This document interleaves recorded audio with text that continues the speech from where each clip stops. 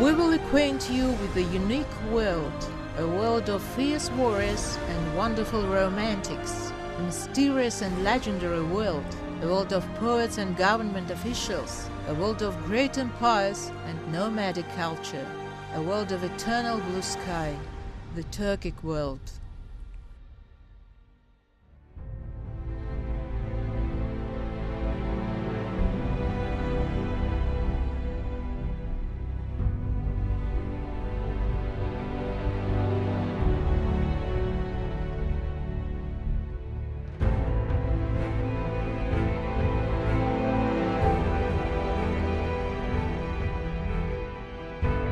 From you, prudent people will come, scribes and prophets, tsars and khans.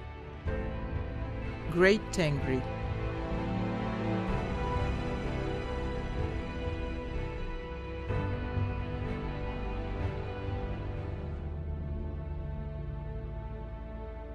Turkey is like a pearl in a seashell that has no value while living in its home. But when it comes out of the seashell, it gets value, serving as decoration of royal crowns.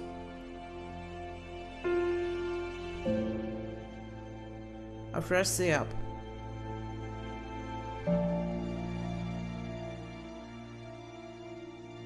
Turks were shining in the crowns of Egypt, Persia, Khazaria, India, Sogdiana, etc. At the end of death of Turkic eternal El, Tegins and Khagans of the Second Khaganate performed their last military exploits, but they found immortality forevermore as creators of runic stone books. It was truly a great cultural feat, and endless debates among modern scientists about origins of the Turkic runes and generally about involvement of ancient Turks to their creation is a derivative thing. The main thing is that the memorials have been created.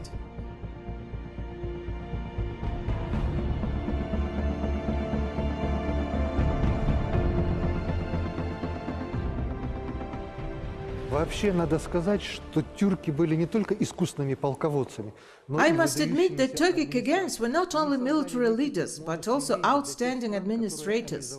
They created a modus vivendi for the countries to which they came as conquerors. Tribes divided until then, exhausting their forces in small wars, tasted the sweetness of a peaceful life and had an opportunity to develop, and this resulted in emergence of consciousness of unity, which since then became known as Turkic. Turks provided stability of the newly formed medieval system. Later Muslims coming in contact with Turks noted their remarkable ability to find common language and surrounding peoples.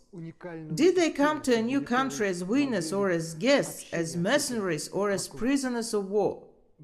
In any case, they made a career with great success than other peoples, becoming emirs and sipeh salars. Гораздо большую карьеру, чем другие народы в их странах. Ну и цитирую: легко становились эмирами или сапех-салахами.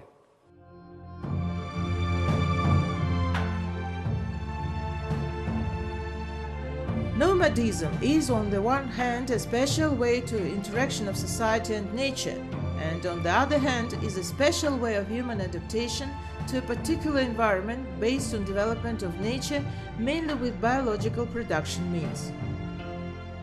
The conclusion: nomadic life certainly promoted formation of an original mental universe, a spiritual space that reflects worldview, nomad's world, with special nuances of thought, ideas and images.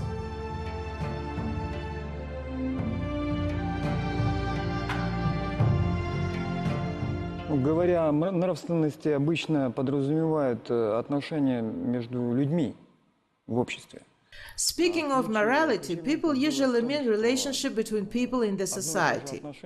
The nomad's distinguishing feature was that he showed the same attitude to everything around him and his inner world, without separating.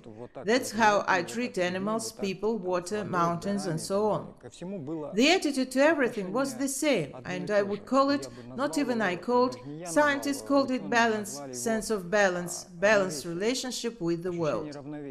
In other words, there is a clear awareness that all I will do will one day return to me or to my family. And therefore, if you want to be treated with respect, you should correspondingly treat people, animals, the world with respect. That's how it was expressed.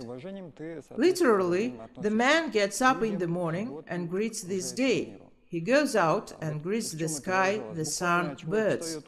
He comes to the stream to get water, greets the stream and talks to it.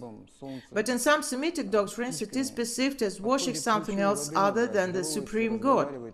In fact, it is simply a respectful dialogue with the world, with objects of this world. Воспринимается как поклонение чему-то еще, кроме Всевышнего, а на самом деле это просто уважительное общение с миром, с объектами этого мира. Pray, my brother, and the force will be with you. Respect people around you, for they also have tangri. Take care of nature, because it also has tangri.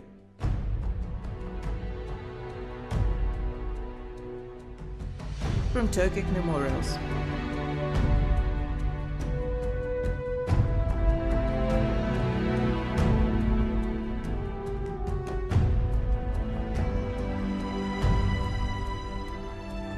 Nomads in a special way understood the universe, history, time, space, the ratio of man's society and man nature, hierarchy of material and spiritual and moral values, ideal of life, code of honor, and many other things. They discussed specific problems caused by nomadic way of life. They talked about not only of man's relation to nature, man's relation to God, but also about man's relation to the animal, man's relation to the earth on which he lived.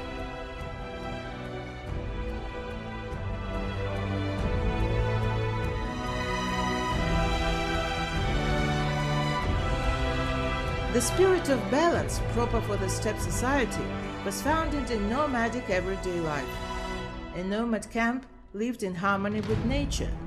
The nomad lived in the rhythms of nature, in full merger with it.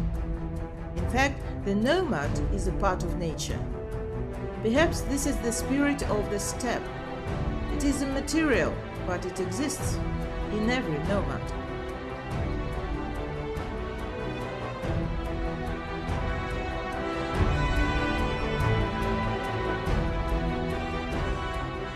Венгрианство, будучи оформленной религией, на протяжении многих веков культивировало и рационализировало некую систему этнической константы Великой Степи. То есть Tangrianism, being a formed religion for many centuries through spiritual code system, has cultivated and socialized certain stable ethnic constants of nomadic peoples of the steppe. Ну и, соответственно, через эту систему Where there was a psychological type of heavenly people, the freedom-loving Turk, fearless warrior, agile, energetic by nature, and the owner of the house, a woman. Only weapon belonged to the husband. и женщина-мать. In all Turkic clans, tribes and hordes, they were all united by one idea of unity through pursuance of eternal El, the guarantor of order in the steppe. And perhaps that's why Turks have created so many empires and khanates. Столько много империй, ханств, каганатов, государств. И именно War often carried them out of their homes for thousands of kilometers. Being born in one land, Turks often died in another. тот самый ход, о The котором steppe мы говорили. was his Очень birthplace. часто тюрок находился в одном месте, потом уходил за многие километры в другое место. Рождаясь в одном краю, он умирал или погибал в другом раю. Но это было ему не важно. Его родиной всегда была степь. In the military and martial arts, a big role to raise fighting spirit had a cult of ancestors and belief in gods that inspired warriors to feats. The fighter should be honest and reliable warrior in battle and in ordinary everyday life.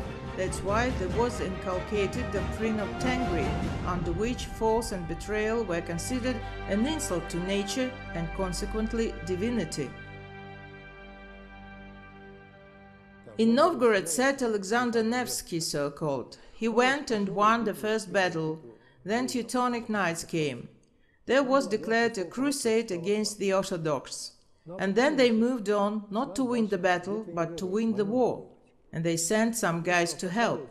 He was Kandi. He and Sartak Batu's son gave an oath to each other. Then 4 guys rode, they rode day and night, and arrived in Novgorod. There was a crusade there. Instantly alarm sounded, 3 horses, so many arrows. Instantly 45 minutes was given. Everybody was raised, and they did a battle march. The army went through Poland. When Europeans find out that Mongols, these Kipchaks, Jalairs, Konrads, Naimans, were going against them, they all ran away. They knew that it was a terrible thing. They always defended their allies, their towns. If one of them suffers injustice or anything unpleasant happened to him, he lifts his head to the sky and says, "Bir Tengri." Ibn Fadlan.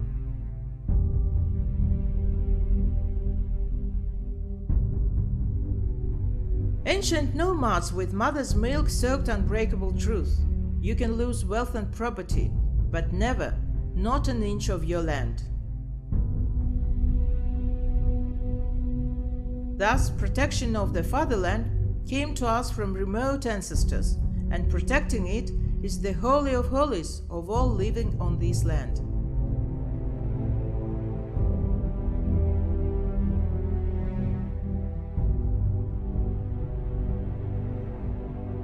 In a difficult time, to get ready for the war, to come out to meet an enemy, or to go to a long horse campaign was the first thing for them, main thing in their life. There is a Kazakh proverb, Allah jipti atama. Allah jip is a rope which encircles the yurt. Literally, it means do not cross the rope, do not pass through it. In the context, it means do not cross the border of what is permitted, keep distance. Outside observers emphasize that an exciting sense of distance is inherent in Kazakh nomads in general. He doesn't force his own things upon somebody, but at the same time, he doesn't allow somebody to force something upon him. It is a feeling of the border. It concerns attitude to people. There was a lot of prohibitions. Don't point your finger to people, don't step over a lying person, don't play with food. All we see is the morality that goes to us from the West, from Europe. All we see is immorality that goes to us from the West, from Europe. All these things are violated. They throw food to each other, as we see in the movies. They trample food, smear faces with cakes. For us, it is a sacrilege. Americans put their feet on the table, etc. One of the distinguishing features of the Turkic moral is the fact that it is originally appeared as an art of right living, as a set of wisdom which gave examples of practical relation to reality. Memorials of material and spiritual culture preserved since ancient times clearly confirm correctness of such an assessment.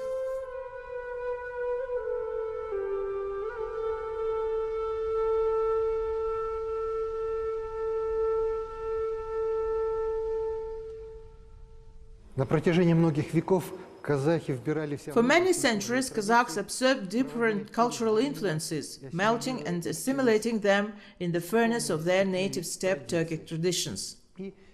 And these traditions were so deep and strong that no political disasters and wars, no Arabic and Mongolian influence or Islamization could not change them cardinally.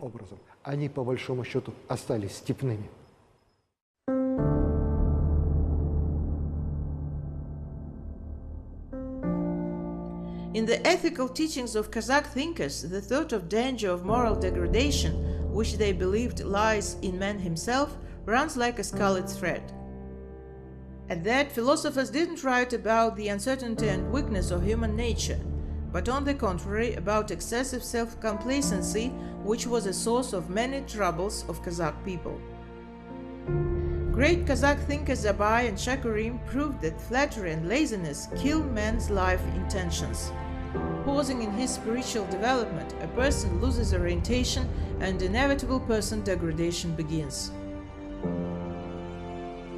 According to the thinkers, many of people's problems have internal reasons. and before condemning the society or blaming Allah, they should change themselves, their irresponsible and passive existence.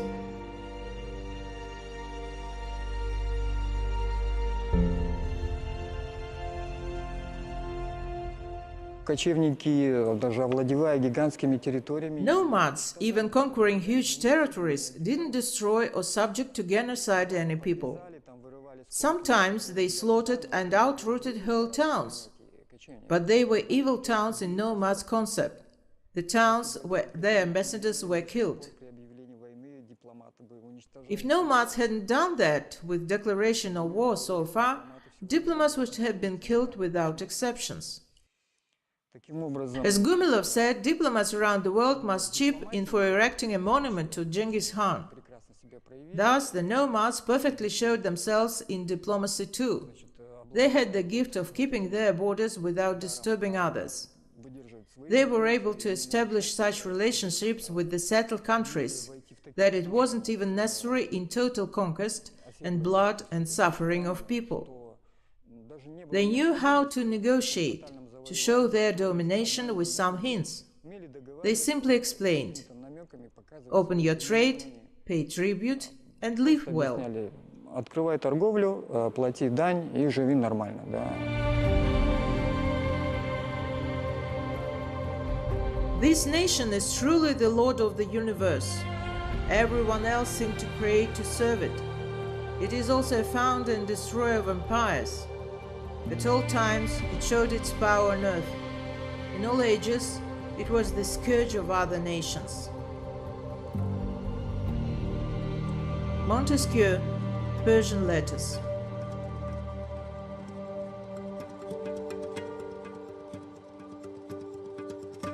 Let's go back to what we were taught by Turkic civilization and what nomadic philosophy left us. The steppe determined economy, culture and morality of nomadic civilization. Nomads' culture consisted of many elements, including moral values, the cult of faithfulness and mutual support.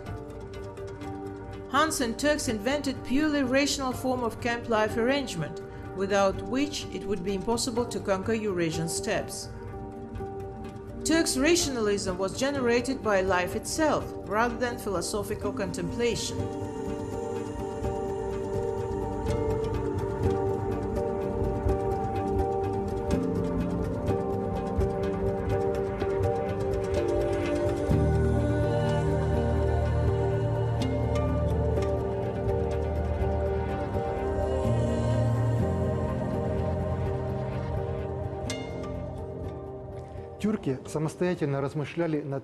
Turks independently thought about worldview issues.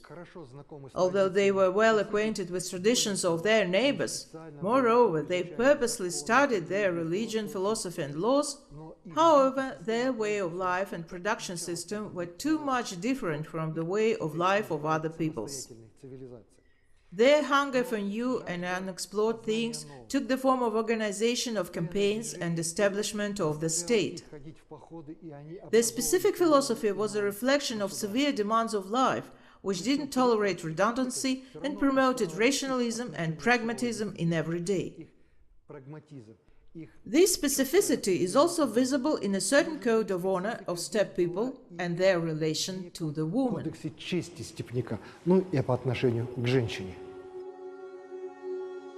In the early nomad mentality, in the period of prosperity and upbringing, the hero, Jigit, horseman, especially steppe wise man, was characterized as a dignified, clever person, thinking about everything, subordinating passion to reason and will.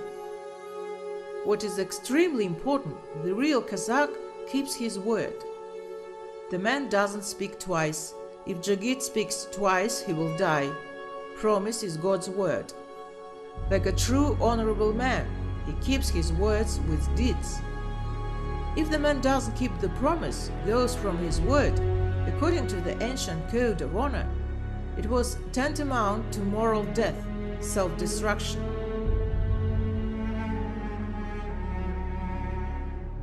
But all this was conceived much earlier, as early as in times of Sakas, ancestors of Kazakhs.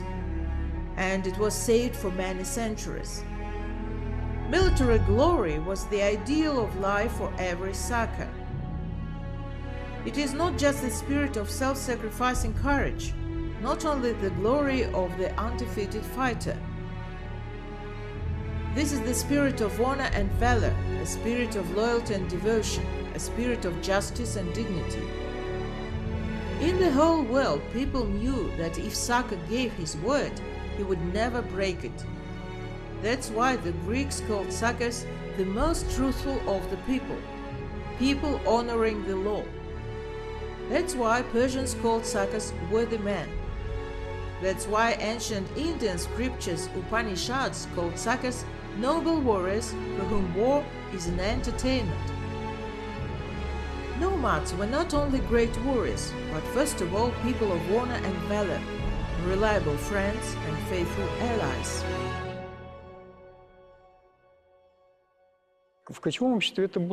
In nomadism, it was all balanced. Both men and women from childhood were brought up being fully aware of boundaries and their functions in this world. There was a purely women's work and women's part of the youth, and there was a purely men's work and men's part of the youth. And there was some kind of a third zone in which these and those could enter. Because there was no severe, shall we say, rule: if you are a woman, sit and scrape the cauldron. If a woman was born a warrior, a king, good ruler, she approved herself in this field. No one dared to interfere with her. In other words, there was considered not only any conservative system of related concepts, but also there was allowed a field for more flexible self-embodiment in this life.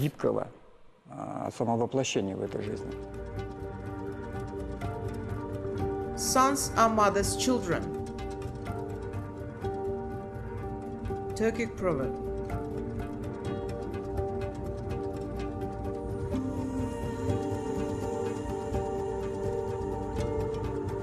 Women of the steppe were different from women of other Eastern nations because they had much more independence and freedom.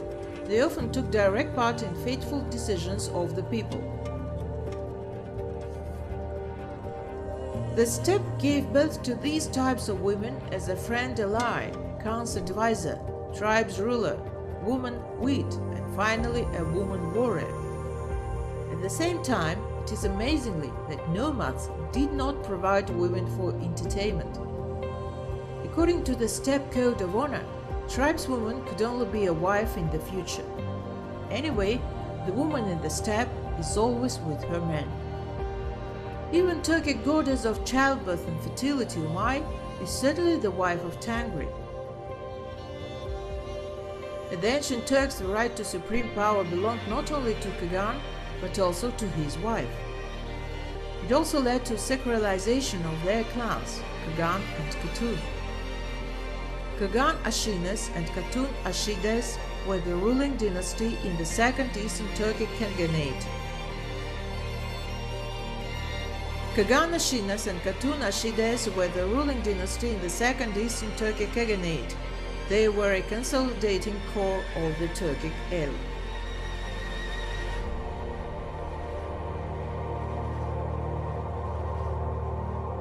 Тюркский Каган, как правило, выдавал свою дочь за менее сильного, таким образом включая его в орбиту своей государственности. Turkic Kagan usually gave his daughter in marriage to less powerful men, to gain an ally, and in the long term to put him into the orbit of his nation building.